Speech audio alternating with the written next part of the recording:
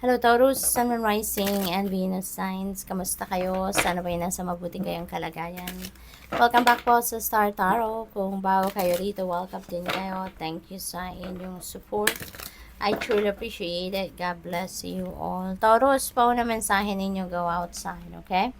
It's time to go outside, tune into the powerful peace of nature, wherever you are, and feel at home with your habitat, okay?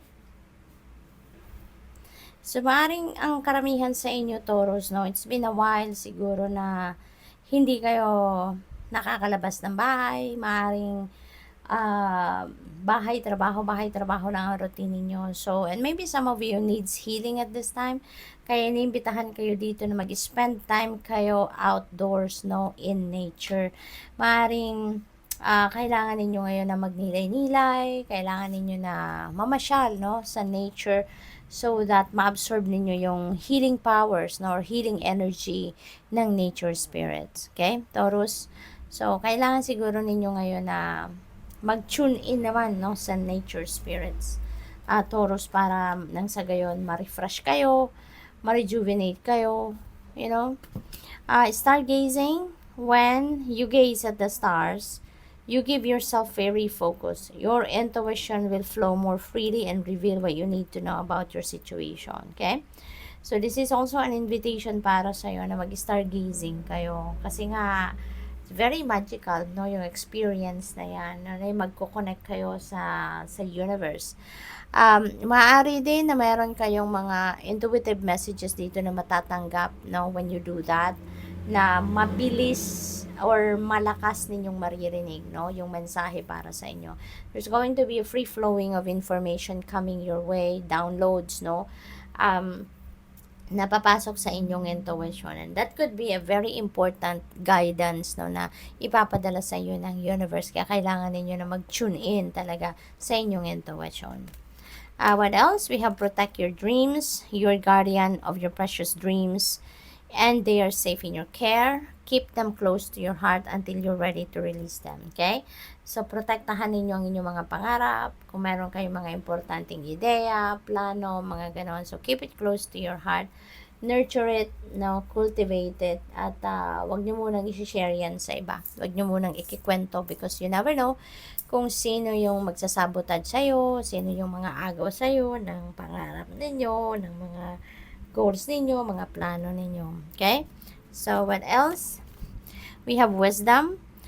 Have you ever been told that you're wise beyond your years? No, now is the time to call upon your inner fair wisdom to help you with a challenge. Ayan. So, maaring you're a person of wisdom, no, Taurus? You're a person of wisdom. Maaari din, siguro may nagsasabi na sa inyo kapag meron kayo nakakausap or naghihingi ng advice sa inyo, maybe meron na nakakapagsabi sa inyo na you are an old soul, no? Yung parang gano'n, na you have a lot of wisdom na siguro na naipon, you have a lot of lessons learned sa buhay. Kaya siguro, masasabi nyo na din na you are seasoned in life na din, ano, in terms of life's experiences. We have magical blessings. Whatever you're going through, you're being assisted by magical fairy blessings. The fairies say you can bless others too. So, napaka-blessed ninyo talaga ngayon kasi you will be blessed with something dito in abundance. At kung ano man ang mga blessings na paparating sa inyo sa ngayon, Taurus, you are also going to use that, no, para then ma-share mo yan sa iba. You can also bless other people by using the blessings na meron kayo. We have journey. It's time to prepare for a journey. It may be impromptu or planned. Either way, make sure you're ready when the time comes. So, pack your passport now. So, baka international travel ito, Taurus. Baka magta-travel kayo outside the country, no? Or baka ang iba sa inyo nasa abroad, uuwi, maaaring ganun. So, depende sa inyong sitwasyon, no, but yung journey na to could be planned, no. So siguro matagal na ninyong na-book ito, or baka ang iba merong emergency na errand, or siguro matagal na ninyong hinihintay, no, yung travel documents ninyo, at baka ngayon pagdating nitong mga passport or visa ninyo ay maaaring lilipad agad kayo, no. So ingat at good luck. We have come together. Ayan. So, fairies like to be busy and a group of them is showing you that many hands make light work. So, working as a team helps get the job done. Ayan. So, maybe may teamwork dito. That will be on display, Taurus. Ano, there is teamwork. At saka, totoo, no? Kapag nagtutulungan, mabilis ma-accomplish kung ano man ang ginagawa. So, maaaring merong mga collaborations, partnerships na gagawin kayo with other people sa ngayon. Possible din na meron ditong mga tawag dito, meron ditong mga partnerships na mangyayari din for some of you. Kung ano man ito, no, na pagtatrabahuan ninyo, maa-accomplish ninyo to ng mas mabilis kasi nga, meron kayong mga makakatulong. We have inner child. The fairies of playfulness remind you to make time to embrace your inner child. Playing keeps us young at heart.